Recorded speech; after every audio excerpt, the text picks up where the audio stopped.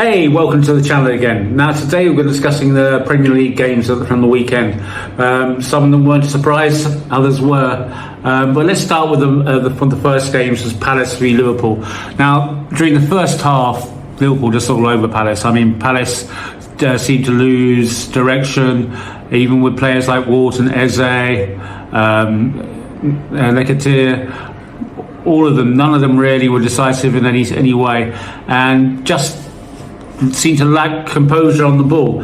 Whereas obviously Liverpool, being the team they are, they were fully focused on going forward, and no surprise, Jota got a goal in about the 15th minute. Palace managed to hold them to the half time, and in the second half, the Palace players woke up. Eze had a very close one. Really just hit it. The goalkeeper could have done better. Same with Nketiah. He had a shot that he could have, again, was aimed at Alisson.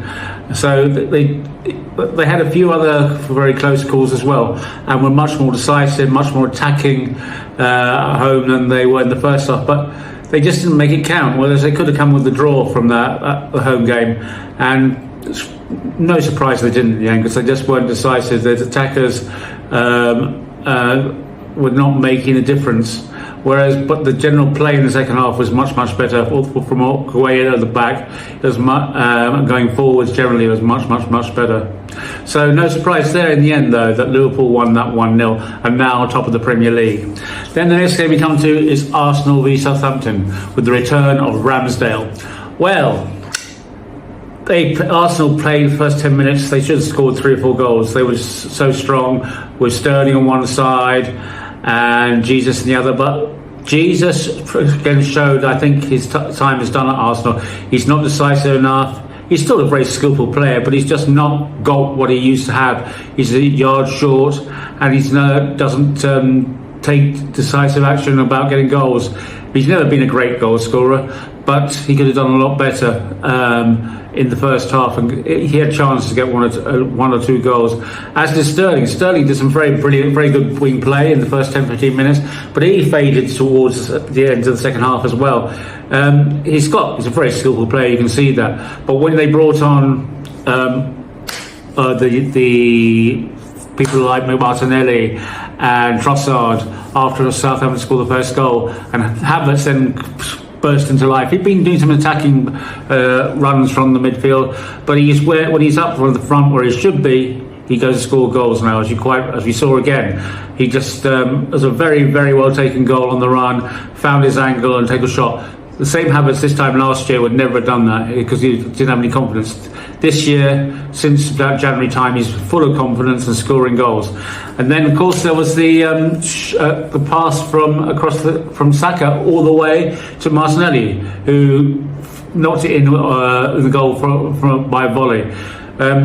Appeal for offside, but it's right on the line. It was a good goal. And then finally, it was getting a bit nervy again with Southampton making quite a few forays into the Arsenal defensive area, and then Saka finished it off with a very decisive clinical finish to make it 3-1 to the Arsenal. So, not a surprise in the end. However, they could have done a lot better. They could have been much more decisive. They could have scored 5 or 6 goals, even with Ramsdale in the goal on the opposite side. He made a few good saves, Ramsdale did as well, from the Arsenal players, but it really should have been 5 or 6-0 for the Arsenal against Southampton. Next game we're going to discuss is Brentford v Wolves. Now, Brentford v Wolves, Brentford are playing very well at the moment. They're getting goals, they're attacking people, whereas Wolves, they're scoring goals as well, but they just don't seem to, the defence is just all over the place. It's just letting goals in. I mean, Mbano's scored again for Brentford, and they're not missing Tony at all. They're scoring loads of goals. That's why they're up in around 8th or 9th place at the moment. They're just really on top of everything, and they're playing some very good football as well. Having said that, so is Wolves, but Wolves are even getting the goals and everything else. I mean, they're just not defending well, and that's what's going to bring them down. I think Wolves are going to be one of the teams that gets relegated this season, because the defence is all over the place. They're just not defending well, even though they have got people scoring goals for them. Then we come on to West Ham v Ipswich. Now, West Ham are playing again very good football. They started off badly at the beginning of the season, but now they seem to find their footing and have started really to play some good football. And they just took it to Ipswich at home with 4 goals from people like Antonio, Kudos and Paglietta, and they just are playing very, very, very well at the moment, and very composed and very attacking minded manner. And whereas at the beginning of the season, the first couple of games, they didn't look at all on it, but they look much, much better now, much, much better. Then, of course, you have Man City v Fulham. That was, I always thought, was going to be a very close game. Man City came through in the end, but Man City don't look like the team they were last year. Only when Haaland scores goals do they look like they're going to dominate. But Kovac got a couple for them, as did Doku. But you have to say, Fulham played very well. They looked like they could have got at least a draw over at the Etihad, but they didn't. They got goals from Maritz and another player, but they've a very good stylish football for them. And I'm surprised they didn't get a draw. I think they're quite unfortunate to get a draw. Okay, then. Yesterday was the match for Tottenham, Aston Villa, Man United. Now Villa really should have taken the win there. 0-0 draw, just not good enough. They should have won that.